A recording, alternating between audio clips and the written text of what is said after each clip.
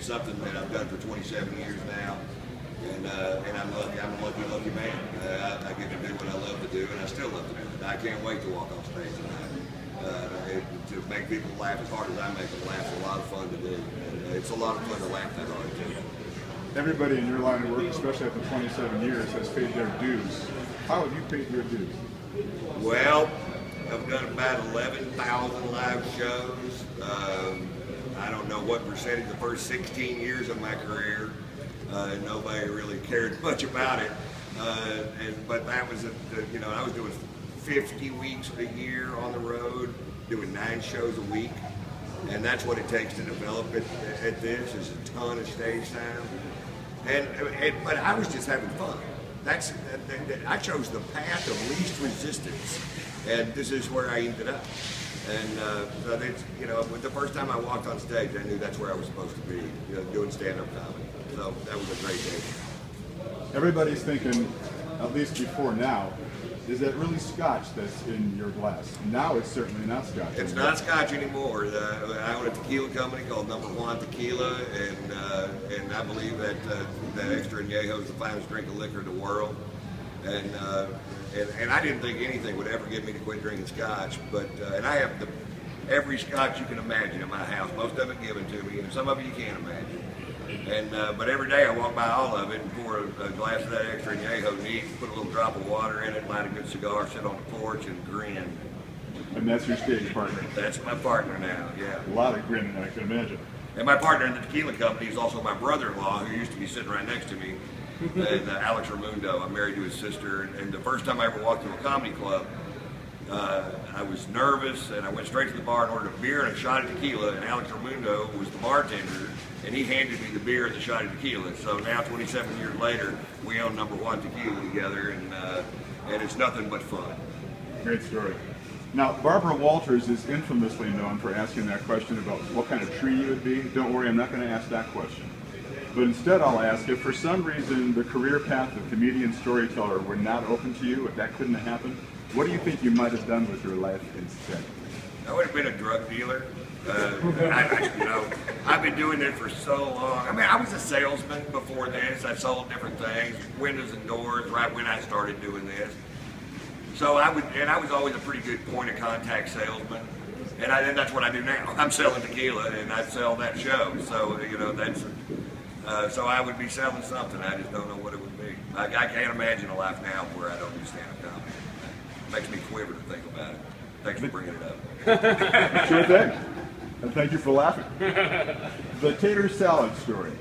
True, false? All correct? All true right down the line? No, it started off, everything I do starts off true, but if I can find a way to make it funnier, I'll make it funnier. Because the truth doesn't matter to me. I'm not on stage to tell the truth. I'm on stage to make people laugh, so that's my only goal. So if I have to lie to do it, and now a lot of it's dead true. The Dr. Phil story that I'll close with tonight is completely true. The New York story was actually I had 3 bits about being drunk, and I thought it was starting to sound like a big drunk-a-log, and so I just combined the punchlines of those 3 and put those all into one story and moved it to New York. The actual experience of getting thrown out of the bar happened in Chicago. But the other punchlines were in New York, so I just moved it over there. And so it's just a story designed to make people laugh. Creative license, that's what it is, right? Got it. Pure creative license. Any other aliases you want to reveal besides that one? I think that's the only one I have. I don't think I have another one. I love the line, I had the right to remain silent, but I didn't have the ability. In some ways, isn't that the quintessential way to sum up the human condition? I didn't have the ability. Right, yeah, and that's true about me, especially when I was younger, and that's not true even now. I have a hard time shutting up. And even with my partners and other businesses that I run, I have a record company, and I tend to get a little loud. My partner's way smarter than me, so the only way I can compete with his superior vocabulary is with volume. And so, I've always had a bit of a mouth on me. I forgot what the question was.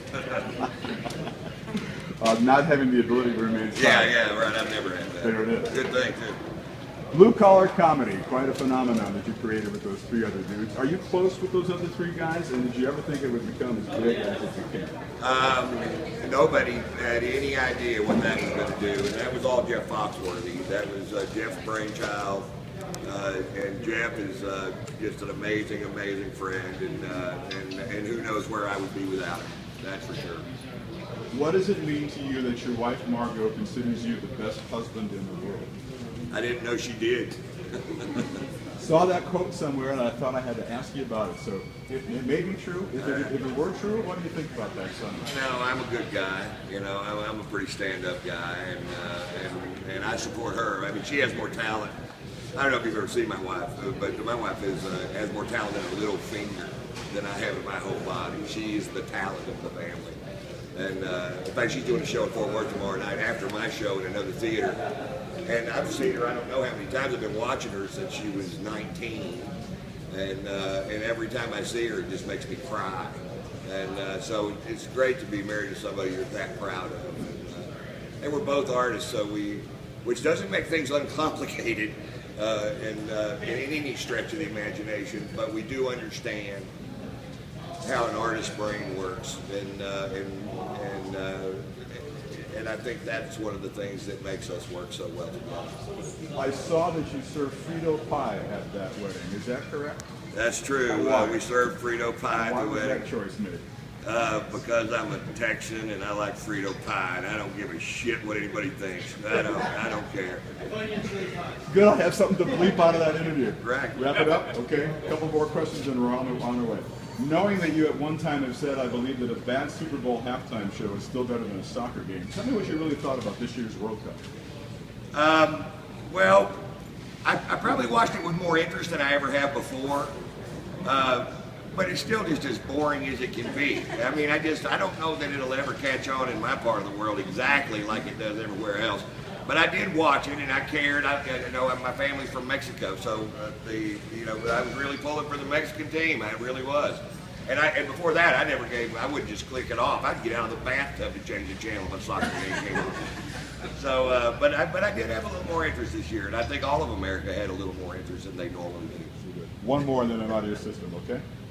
What has been the biggest pleasant surprise in the choices you have made throughout your career? Well, I decided to be true to my nature.